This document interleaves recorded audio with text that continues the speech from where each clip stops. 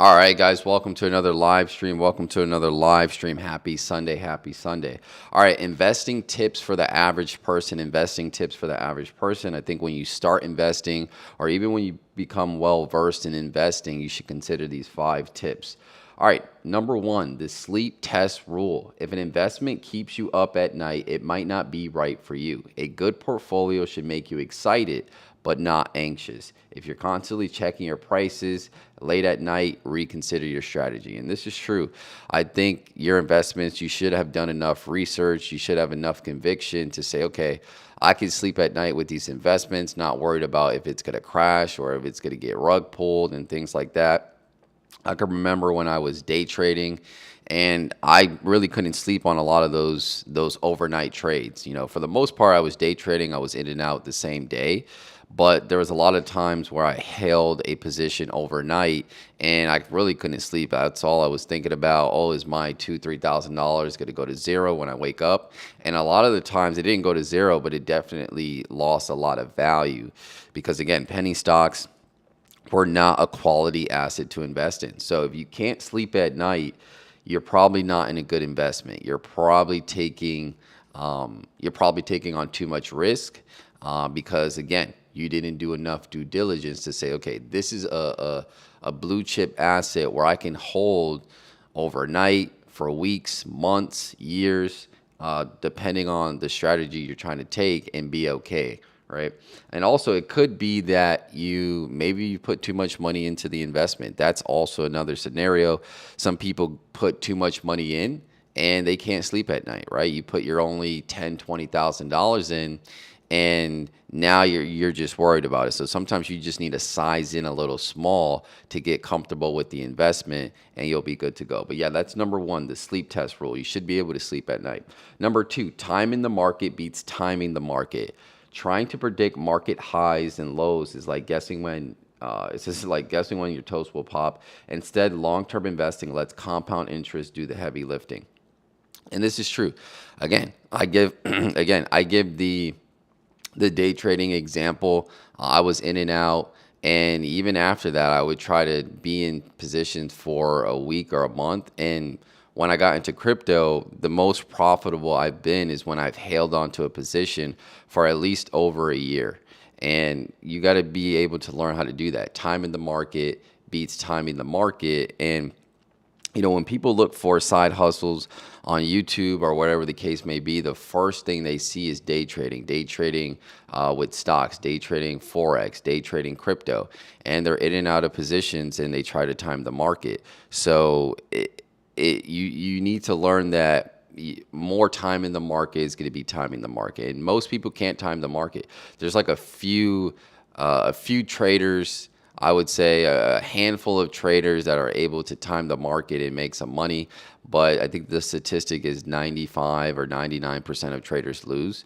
So you need to make sure that you're not trying to time the market. Now, I'm not saying you can't get into individual stocks if you think a certain narrative is going to play out, but you need to give it some time to work. It's not going to work if you're trying to time everything every day and you're trying to get in and out of plays, you know, on a daily or a weekly basis. All right, so that's number two. Time in the market beats time in the market. Three, buy the business, not the hype. A company isn't a meme, it's a real business. Ask yourself, would I buy the whole company if I could? If the answer is no, why buy a tiny piece of it? And yeah, I mean, if we look at blue chip stocks today, like Nvidia, Meta, what else? Amazon.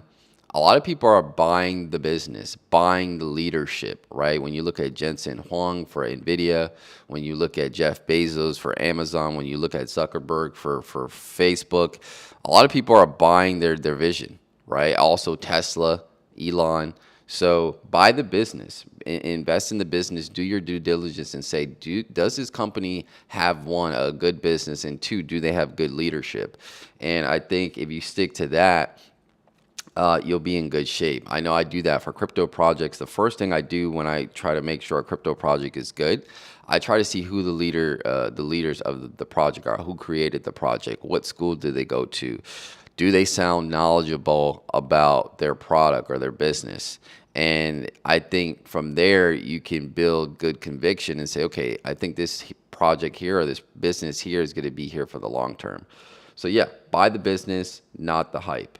4, boring is often profitable. The hottest stocks and trends, crypto, some crypto, NFTs get attention, but steady, boring companies, utilities, consumer goods, index funds often build long-term wealth.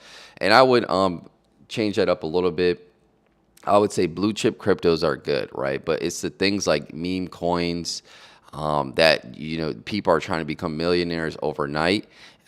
Things like GameStop, where we had that whole GameStop fiasco where it went up to, I'm not sure, it was like over $100. Those things where it just pumps up overnight. It's just a quick trend that's going to go in a week. Try to stay away from those things. The getting rich is not going to quickly is not going to cut it, right? Now, I'm not saying you need to take the 10, 20 years to get rich. Well, maybe you do need 10 years, but I would say at least try to do it in 5 to 10 years, right? Don't think you're going to get rich in a year or two. And usually that's the boring stuff that actually has utility but doesn't really have hype. Look for things that people are going to use on a daily basis when it comes to your investing, as far as stocks, crypto. You need things with utility, and again, often those things are boring. They're not like the hottest meme stock. They're not like the hottest meme coin, right? They're not going to do 1,000x, but maybe they do a 5 to 10x, right? And if you 5 to 10x $10,000, you have $50,000, and that puts you in a good position, right, to keep building.